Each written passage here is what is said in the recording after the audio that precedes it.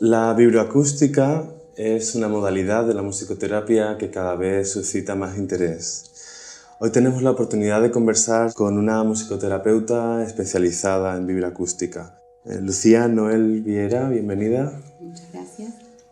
Lucía es licenciada en musicoterapia por la Universidad de Buenos Aires, musicoterapeuta certificada en el abordaje vibroacústico, socia fundadora y secretaria de la Asociación Cordobesa de Musicoterapeutas y coordinadora del Centro de Musicoterapia Seirén en Córdoba, Argentina, y en Ibiza.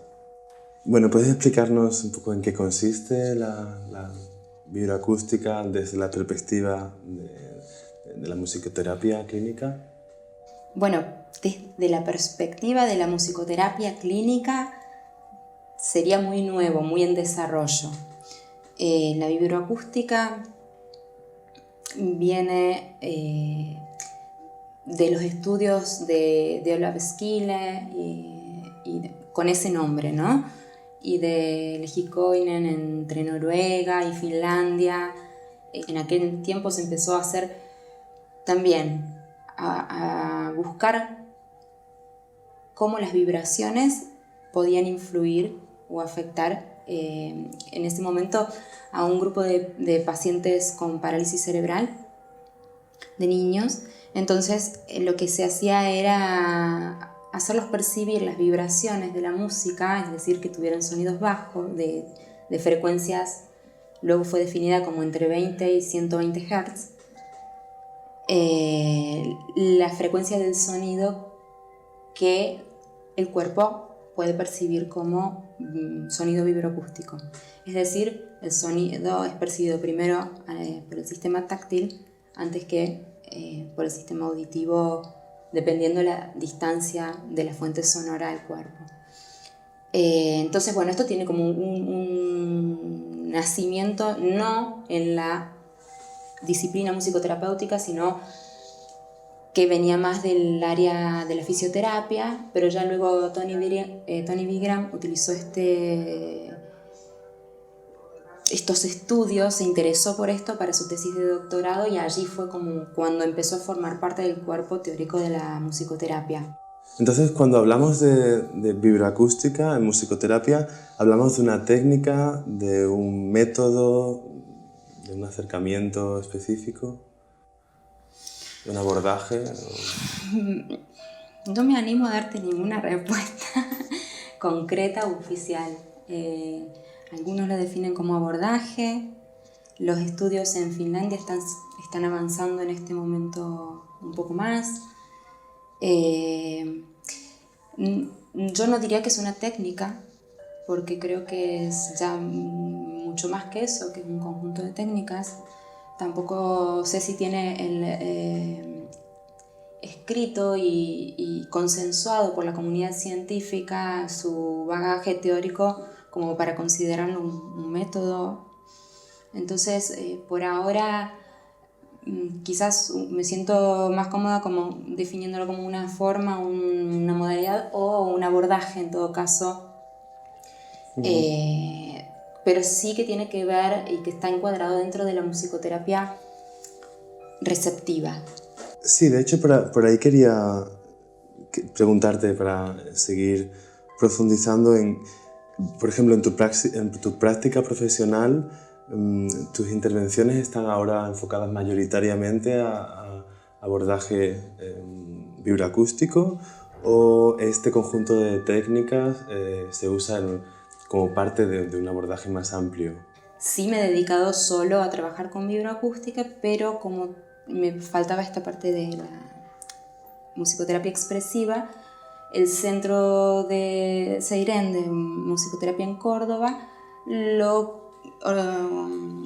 pensamos originalmente con otra colega, con Yamila Giorgi, porque ella se dedica, claro, a la parte exclusivamente expresiva. Entonces ahora cuando yo voy a Córdoba me hace las preguntas pertinentes para cada paciente. Yo veo algunos que ella considera que necesita la visión de este otro enfoque y así. Y luego hay otros musicoterapeutas que vienen a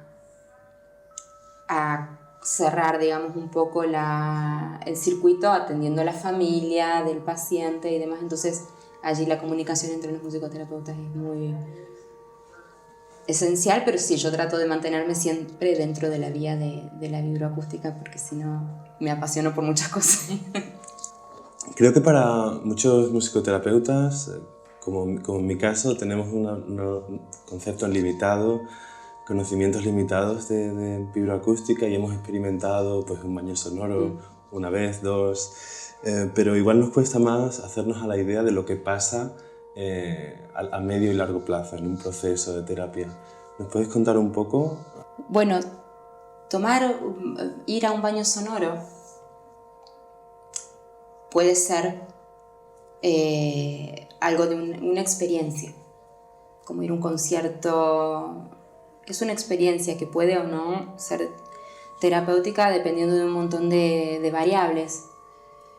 En cambio, básicamente, hacer musicoterapia vibroacústica se rige por el mismo principio de estar observando cuál es el emergente, observando cuál es el objetivo clínico que uno quiere trabajar, en diálogo con el mismo paciente, haciéndolo avanzar. Entonces, muchos consultantes pueden venir por depresión, por problemas de insomnio, porque están muy estresados.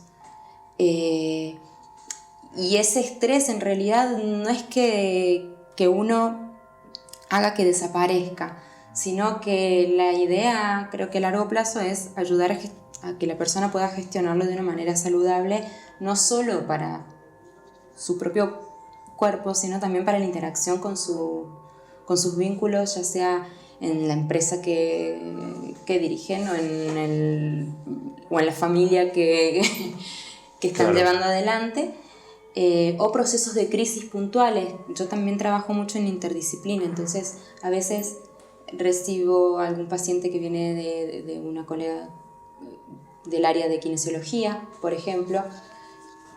En vibroacústica se utiliza una combinación de instrumentos más ancestrales y otros más contemporáneos.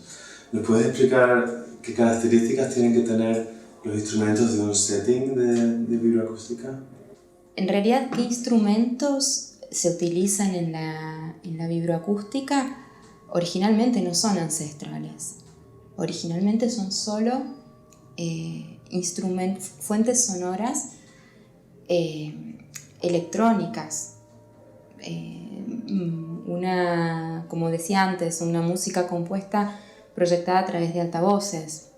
Así se originó la vibroacústica. Luego se pudo observar que hay ciertos instrumentos que utilizamos de manera acústica, sobre todo estos instrumentos llamados ancestrales, como los cuencos tibetanos y gongs, tienen esta particularidad de emitir un sonido cuya frecuencia está dentro del rango vibroacústico, dentro de 20 y 120 Hz, y es un sonido batiente, modulado, pulsado, que son las características que había definido Tony Vigran para que fuera un sonido vibroacústico, es decir, percibido por el cuerpo como vibración.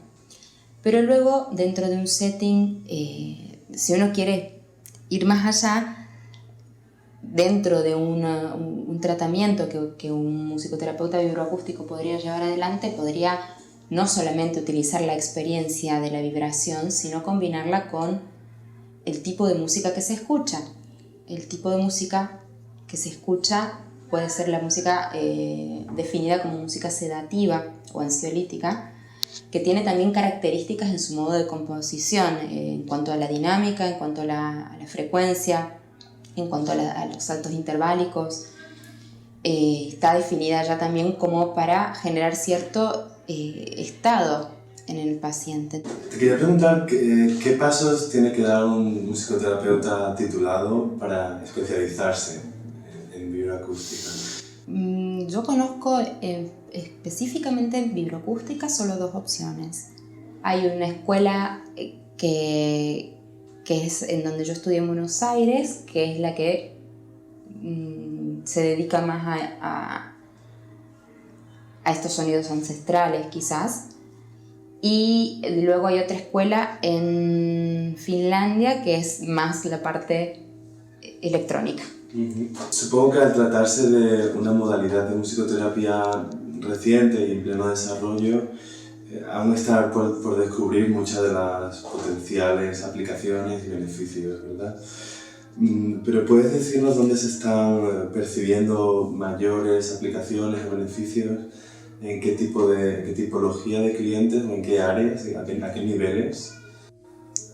Lo que más he visto últimamente es en el tratamiento del dolor, en casos de fibromialgia, en casos de insomnio, en cuestiones que tienen que ver más con el ámbito hospitalario a veces, con la parte, con esta propiedad entre comillas sedativa que tiene ya a un nivel más del sistema nervioso central, si se quiere, o más del sistema muscular.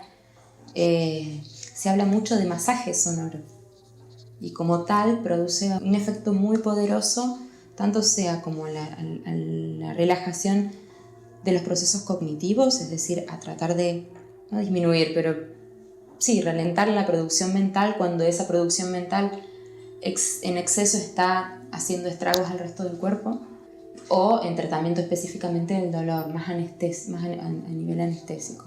Bueno, Lucía, muchas gracias por esta conversación súper interesante. Estaremos atentos a esta modalidad de musicoterapia receptiva y esperamos verte de nuevo. Bueno, muchas gracias por la invitación y ha sido un placer. Gracias.